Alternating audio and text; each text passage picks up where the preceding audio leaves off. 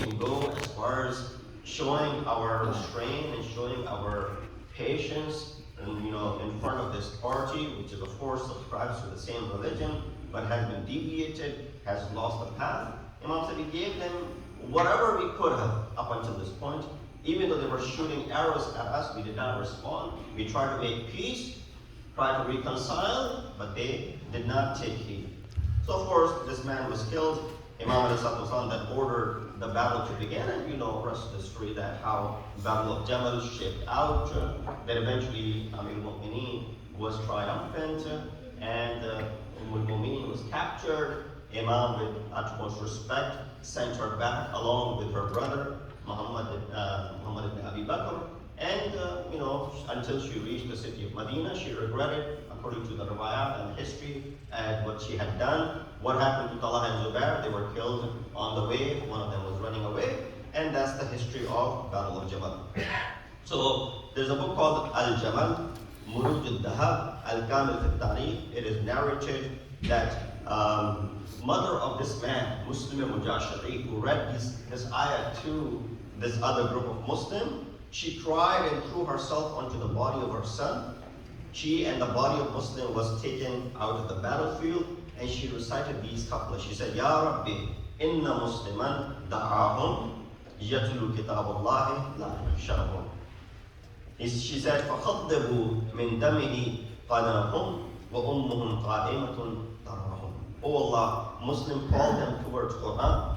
He recited the book of Allah and was not afraid of the enemy, but they colored their spears with his blood while his mother was looking at him. These are the words that came out of the tongue of mother of Muslim Mujashari. Of course, this was the beginning of the difficulties to come on Ahl-e-Bait. This is the 35 or 36 year after Hijrah that we're talking about, and up until the history of Shias that you look at, the followers of Maktab Ahl-e-Bait continues, and in the 61 year when Battle of Karbala takes place. So we learn from this courageous act that first one must try to convince the opposition. Don't jump to the conclusion. And this is looking at the lesson that we learned from this battlefield within our own internal battle that we're fighting. First and foremost should not be the concept of going after the other person. Should not be the concept of taking revenge.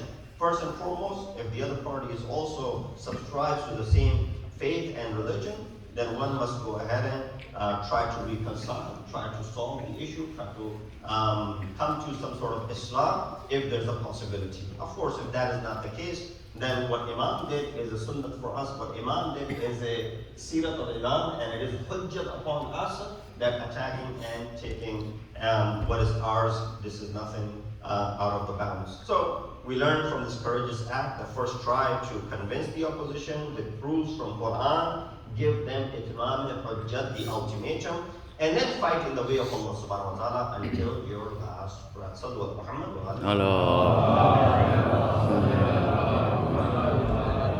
Few other lessons that this ayah talks about. So this ayah says, فَأَصْلِحُ بَيْنَهُمَا. Number one, do reform, cause reform between the two.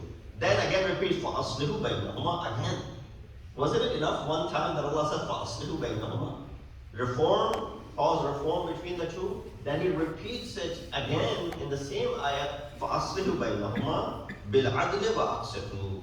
And then with what? Go ahead and do this reform between them with justice and equality. Inna Allah yuhibbul muqsitin. Indeed, Allah loves those who are just. So the whole creation is based on haqq and adl. Bil-adli qamat as-samawat wal-ard. It is due to the just system that Allah subhanahu wa ta'ala has created. The heavens and the skies and the earth is in complete balance. You see balance everywhere in the universe. If nothing could lead you to believing in the one creator, it's the balance that you find in our, Milky Way, in our system, in our galaxy that you find. Just the fact that when we live in this small planet of ours, we see that everything is done and happens, which is a natural phenomenon according to the balance that Allah subhanahu wa ta'ala has created.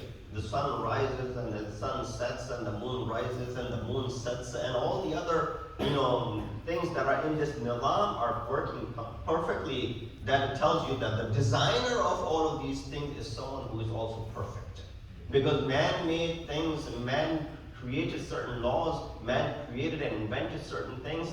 There's always these updates coming, whether it's your software, whether it's your hardware, whether it's your car, whether it's your this, whether it's your that. There's always these recalls, there's always that. Why? Because when we create something, when we make something, we are constantly progressing and we are upgrading ourselves. So that which model that we had created 10 years ago, we will go ahead and upgrade that model 8 years later. But that is not the case with God Almighty, because the model that He created, 10,000 years ago is the same model which will be applicable today and will continue to be applicable until the day of judgment. The sophisticated body of insan that Allah has created, which is functioning from Hazrat Adam, who had the same, the same organs as you and I do, had the brain, had the heart, had the liver, had the lungs, had all these similar organs.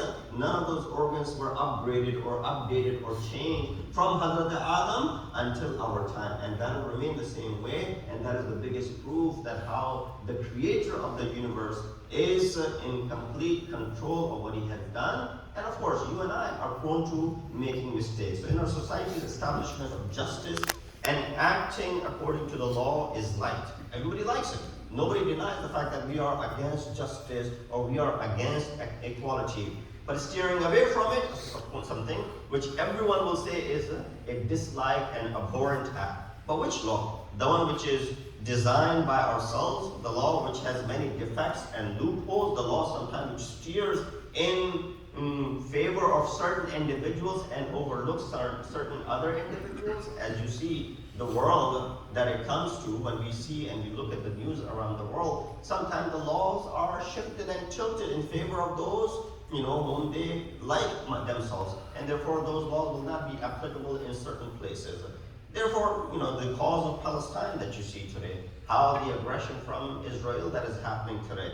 And while the world speaks up so greatly when it comes to someone whose hijab is, for example, is ripped off or taken away, or someone who's forced to wear a hijab in one country, there's so much uproar against it. Why isn't there any uproar when French, they remove the hijab of a woman who's practicing this madhab, for example? So do you see this duality, because the laws are made by them and laws are curved according to their own liking. A law which is not followed by the one who implements this law himself, how do you expect others to go out and live with it?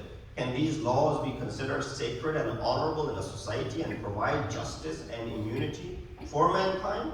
The law which can establish peace and justice in our society is the one which has no flaws and is distant from mistakes. Law which was brought down by the prophets toward the people, law which is based on knowledge, hikmah, and infinite lutf and the grace of Allah subhanahu wa ta'ala, and first one to act upon it, and was the one who was the first who brought himself. And that's why you see that Allah subhanahu wa ta'ala did not send the laws and then ask people to start practicing it. He sent the one who practiced the law first, the lawyer himself, in the form of his representative, Hazrat Adam alayhi salatu wasalam, who was the preacher of this law to practice it before he can go ahead and implement it on other individuals.